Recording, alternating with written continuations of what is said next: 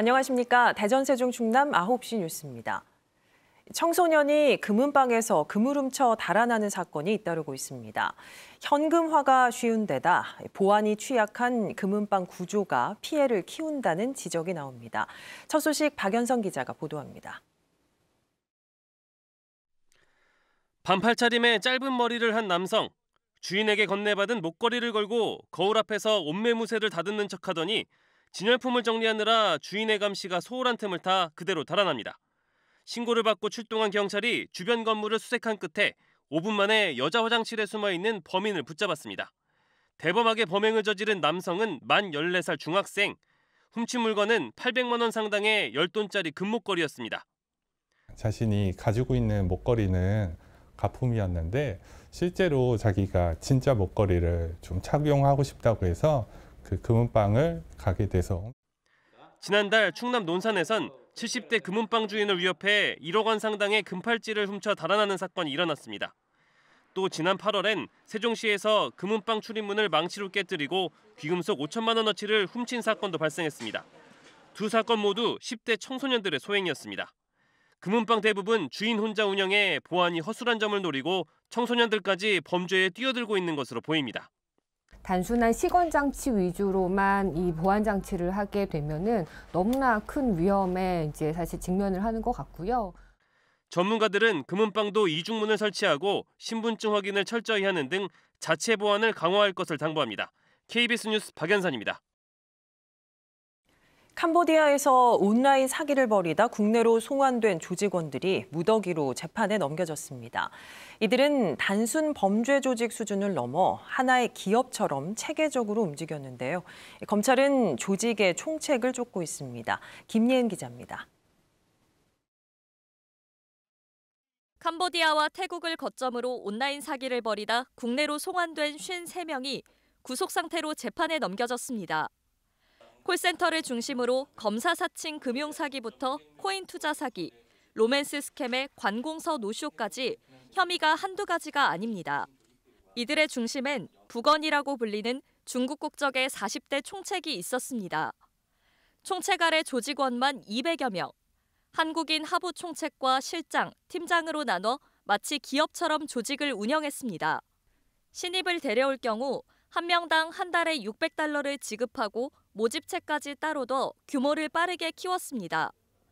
범행에 성공하면 최대 10%를 인센티브로 지급해 범행을 독려했고 교육팀까지 운영했습니다. 이들은 동남아에 있는 다른 조직의 조직원들을 보내 신종 사기 수법도 배우게 했던 걸로 파악됐습니다. 지난해 6월부터 올해 7월까지 이 조직에게 당한 피해자만 110명, 피해액은 94억 원에 이릅니다. 현재까지 확인되지 않은 피해자들이 다수 계실 것으로 보입니다. 추가 피해를 신속히 확인해 기소하고 범죄 수익 환수에도 만전을 기하겠습니다. 검찰은 주범이자 총책인 북언의 신원을 특정해 인터폴 적색 수배를 내렸습니다. 또 조직원들이 피해금을 가상자산으로 환전해 해외로 보낸 정황을 확인하고 계좌 추적에 주력하고 있습니다. KBS 뉴스 김예은입니다. 중앙정부와 지방정부 간 협력 방안을 논의하는 중앙지방협력회의가 이재명 정부 들어 처음 열렸습니다. 지방재정 강화가 핵심 의제였는데 시도지사들은 지역 현실에 맞는 지원과 제도 개선을 요청했습니다. 박병준 기자입니다. 새 정부 출범 후 처음 열린 중앙지방협력회의. 이재명 대통령은 사실상 제2국무회의로 규정하며 중앙과 지방의 동등한 협력을 강조했습니다. 각 부처의 지방자치단체라는 표현 대신에 지방정부라는 표현을 쓰라고 지시했습니다. 이 대통령은 지방정부가 자율적으로 쓸 수 있는 내년도 포괄 보조금을 기존보다 3배 늘린 10조 6천억 원 규모로 편성했다고 강조했습니다. 이에 대해 최민호 세종시장은 세종시의 세입 기반은 여전히 취약하다며 교부세 산정 방식의 개선을 요청했습니다. 67만인 제주도가 1조 8천억을 받는데 40만인 세종시가 받는 교부세는 1,100억밖에 안 됩니다. 그러다 보니까 우리 세종시가 재정적으로 굉장히 어렵고요.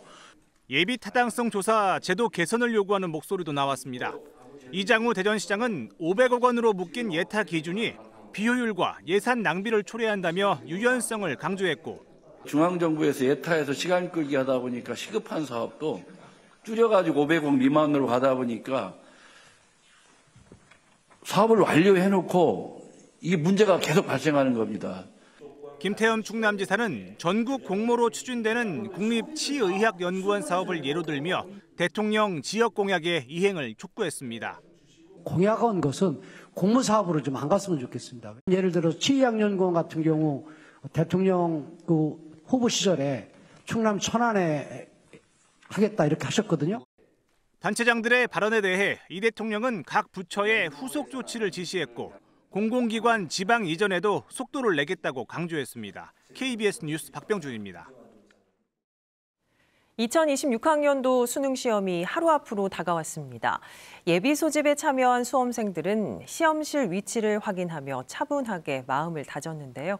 시험 당일 유의사항을 박장훈 기자가 정리했습니다. 수능 하루 전 시험장을 찾은 수험생들.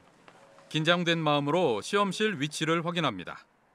내일이면 그동안 갈고 닦은 실력을 평가받는 시간. 지금까지 공부 열심히 해왔으니까 내일 시험 잘 치러서 친구들이랑 함께 웃을 수 있었으면 좋겠습니다. 올해 대전과 세종, 충남의 수험생은 모두 41,397명, 104곳에서 시험을 치릅니다. 지난해보다 2,900여 명 늘었는데 2007년 황금돼지띠 해에 태어난 고3 수험생이 많기 때문입니다. 수능 당일인 내일은 오전 8시 10분까지 지정된 시험실에 입실해야 합니다. 신분증과 수험표는 반드시 챙겨야 하고 마스크를 쓸 경우 얼굴 확인은 물론 여분까지 감독관 확인을 받아야 합니다.